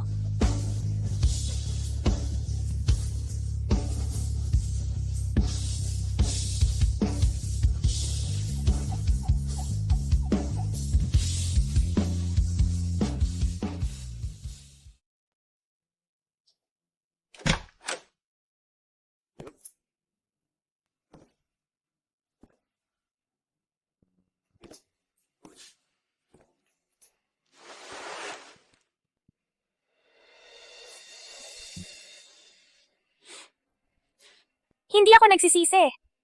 Si Lin Bion ang may kasalanan sa pagkamatay ng tatay ko. Hindi ikaw. Pero namatay siya sa kamay ng mga tauhan ko. Paumanhin. Huwag kang humingi ng paumanhin.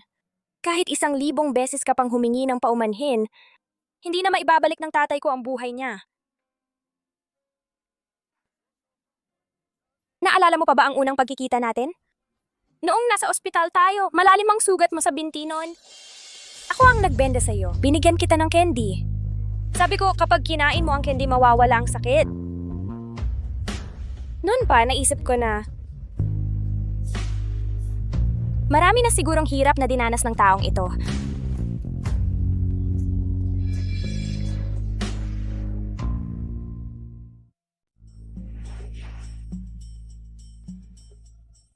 Kapag kinain mo ang candy, hindi na masakit.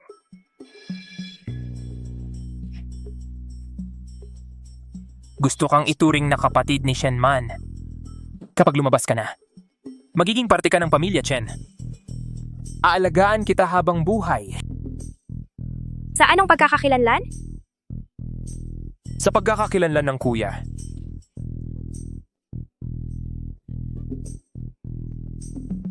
Hindi ko maibibigay ang buhay na gusto mo. Karapat-dapat ka sa mas mabuting tao. Kapag lumabas ka na, dadalhin kita sa dagat. Sinabi mo dati na gusto mong makita ang dagat. Huwag kang umiyak. Kainin ang candy.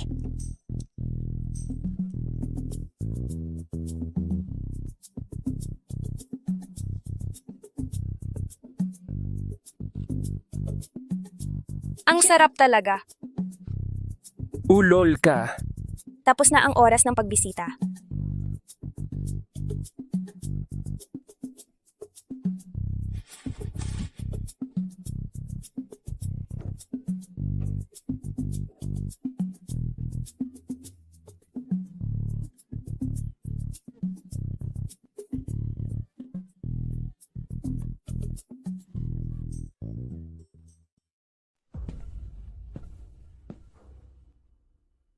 Ano ang sinabi ng doktor? Sinabi ng doktor na hindi na masave ang kanan mong binti. Sa wheelchair ka lang magiging buhay sa mga susunod na taon. Tapos na ako. Pero hindi ka dapat matapos. Ano ang magagawa ko? Pinatalsik na tayo ni Mateo Valdez sa bahay ng pamilya. Humayo ka kay Don Eduardo. Hindi niya ako papansinin. Magmakaawa ka sa kanya. Lumuhod ka at magmakaawa. Ikaw ang anak na pinalaki niya sa loob ng 20 taon. Hindi niya talaga kayang hindi pansinin ka. Kung makakabalik lang tayo sa bahay ng pamilya, gagawin ko ang lahat. Narinig mo? Pupunta ako.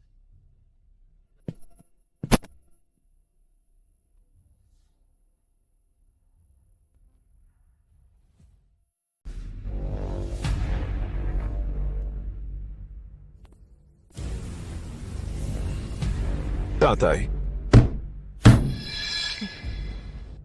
Tatay. Alam ko na po talaga ang pagkakamali ko. Ako po ang inyong pinalaki. Pinalaki ko, isang anak sa labas. Tatay, kahit hindi po ako inyong tunay na anak. 20 taon ko na po kayong tinatawag na tatay. Umalis ka. Sinasabi ko sa iyo, umalis ka.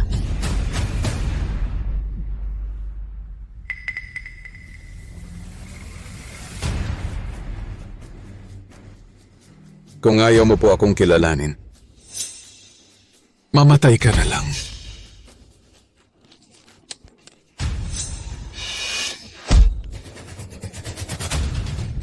Nagwawala ka na. Guardia. Guardia. Hulihin ninyo siya.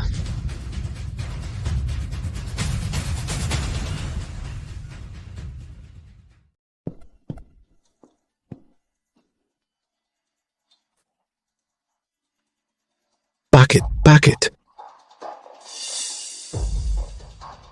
Huwag kang lumapit. Huwag kang lumapit. Sir Mateo po. Tutulungan ka naming bumalik sa pamilya Valdez. Sino kayo? Bakit mo ako tinutulungan? Sir Mateo, ang kailangan nyo lang malaman, may pareho tayong kalaban. Handa na ang pera at mga tao. Pumunta ka. Bawiin mo ang mga bagay na para sa iyo.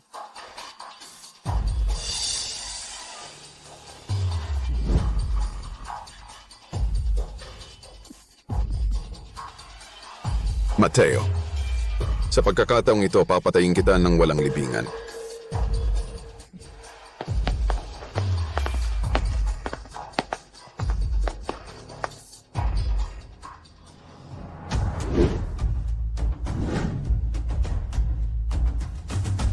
Kuya Mateo, nahuli na ang isda. Tutulungan siyang magmalaki gamit ang kapangyarihan ng iba. Pero huwag tayong direktang kumilos.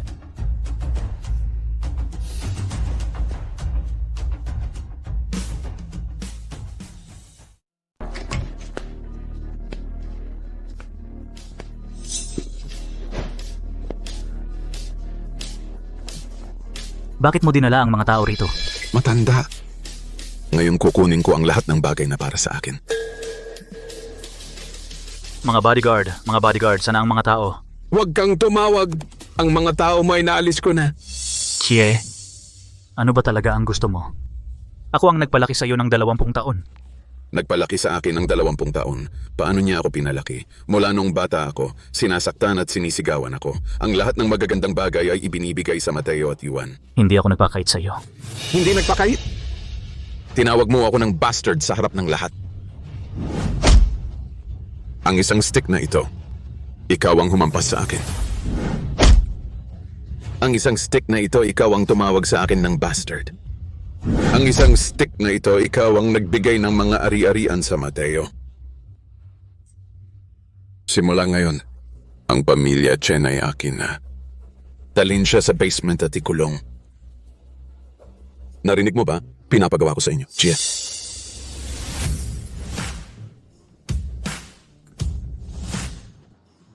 Narinig ko. Gusto mo akong patayin. Mateo, tamang-tama ang pagdating mo.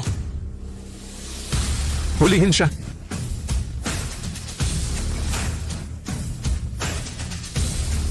Bingi ba kayo? Sir Mateo, Sir Mateo.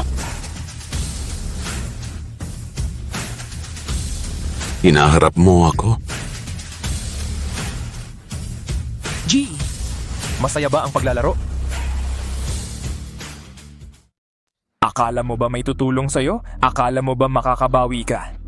Pinapagawan kita sa kanya. Dahil ayokong ako mismo ang gumawa. Naiintindihan mo? Salamat. Naibsan ang galit ko. Simula pa lang niloloko mo na ako. Ngayon mo lang nalaman, bunso, napakatanga mo. Don Eduardo, narating mo rin ang araw na ito. Shenman, kung may lakas ka, bigyan mo ako ng mabilis na wakas. Mabilis na wakas? Pinatay mo ang asawa ko! Gagawin kitang mas masahol pa sa patay. Alisin niyo ang batang ito sa harap ko ngayon din. Opo. Anong ginagawa niyo? Kuya Mateo, hindi kita patatawarin. Alis, mamamatay kang masama.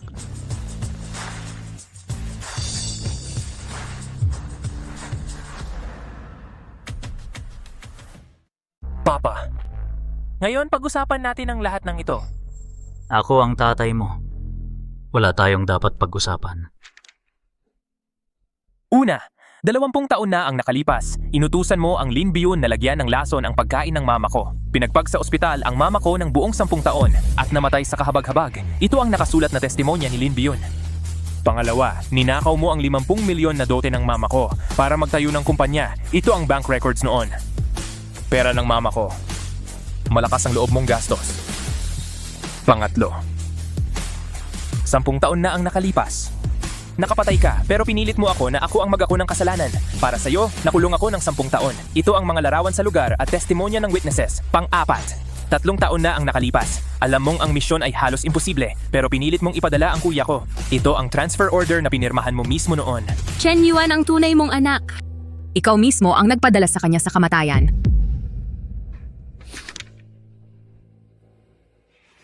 Pang-5, tax evasion na 30 milyon. Pang-6, pagbibigay ng lagay sa mga opisyal ng gobyerno. Pang-7, sa pilitang pag-agaw ng ari-arian ng iba. Pang-8, pag-utos sa mga tauhan mo para saktan ang mga kompetitor na nagdulot ng kapansanan. Pang-9, paggawa ng peking kontrata para makakuha ng loan sa bangko. Pang-10, pag-upa ng killer para pumatay. Papa, ang mga kasalanan mo sa buong buhay mo, sapat para hatulan ka ng 10 beses ng kamatayan.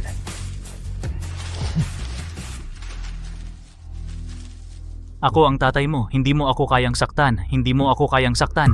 Ikaw...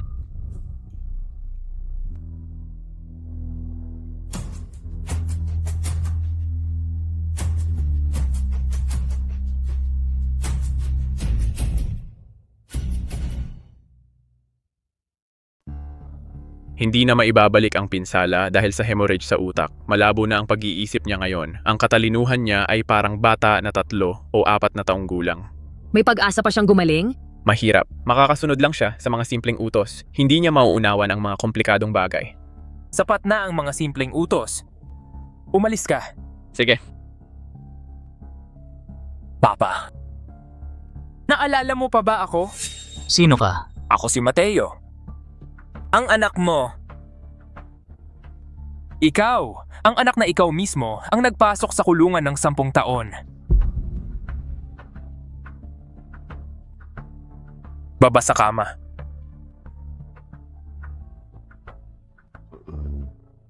Baba sa kama.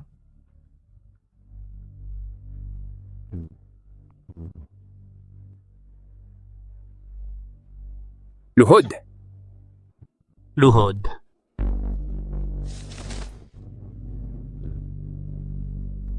Yumuko, sabihin mo, nagkamali ako. Nagkamali ako. Magumpog uli. Nagkamali ako. Magumpog ulit. Nagkamali ako. Ito ba ang parusa? Pinatay niya ang nanay ko, pinatay din niya ang kuya ko, at ipinasok ako sa bilanggang 10 taon. Ngayon, harapin mo ang hatol ng batas, mga tao.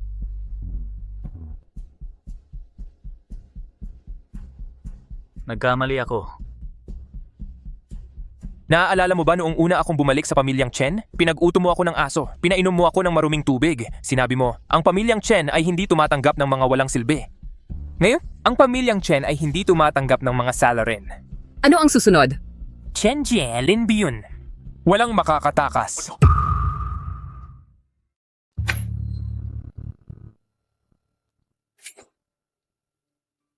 Anong ginagawa mo rito, Mateo? May magandang balita ako sa'yo. Magandang balita? Anong magandang balita? Chenji! Alam mo ba kung ilan sa mga tao sa bilangguan na ito? Ang mga kapatid ko, ang naghahatid ng pagkain, tao ko. Ang naglilinis, tao ko. Ang kasama mo sa kwarto, tao ko rin. Bawat subo ng pagkain mo, bawat lagok ng tubig mo nasa ilalim ng mata ko. Mabubuhay ka pero mas masahol pa sa pagkamatay. Mateo, huwag mong gawin yan. Mateo, kapatid mo ako. Chenji, magsaya ka na lang sa natitirang buhay mo. Mateo, bumalik ka, Mateo! Mateo! Bumalik ka, Mateo! Mateo!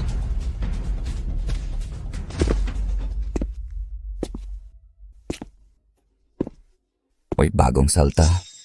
Ayoko ng gulo. Balita ko dating mayaman kang Valdez.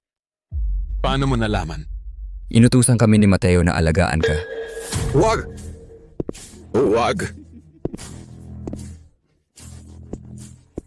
Huwag!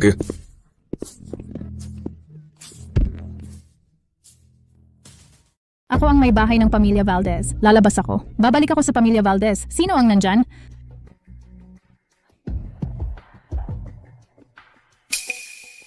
Babalik tayo. Talagang babalik tayo.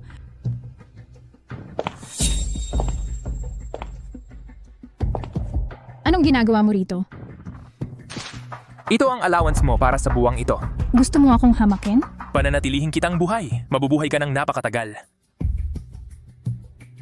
Sa bawat araw na idaragdag mo sa buhay mo, isang araw na pagdurusa ang idaragdag mo. Ito ang utang mo sa nanay ko.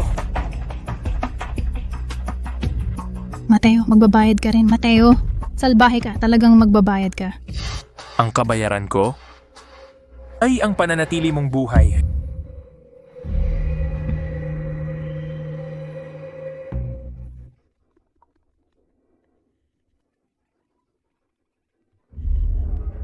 Ako ay isang mayamang may bahay? Hindi. Ayokong maging isang lumpo. Ayokong maging isang lumpo. Sino ang nandyan? Tao! Sino ang nandyan? Lalabas ako. Tao.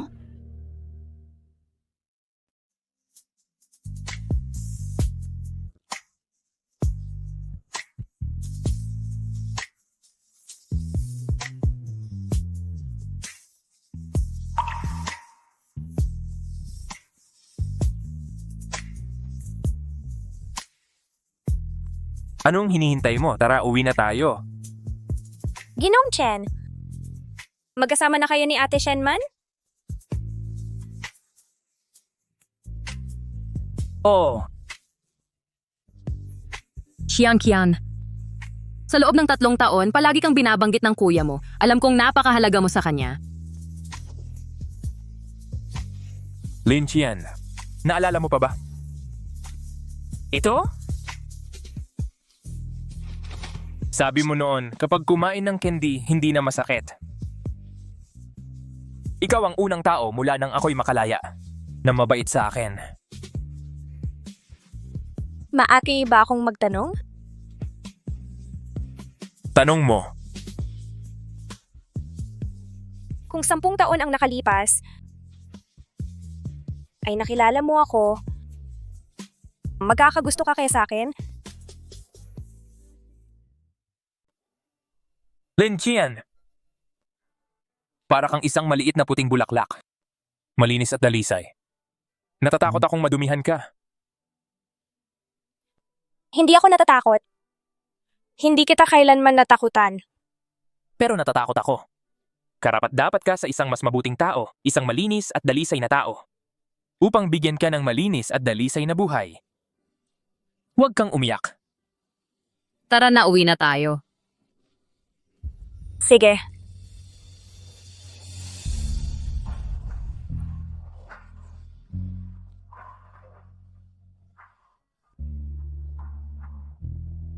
Tara na, uwi na.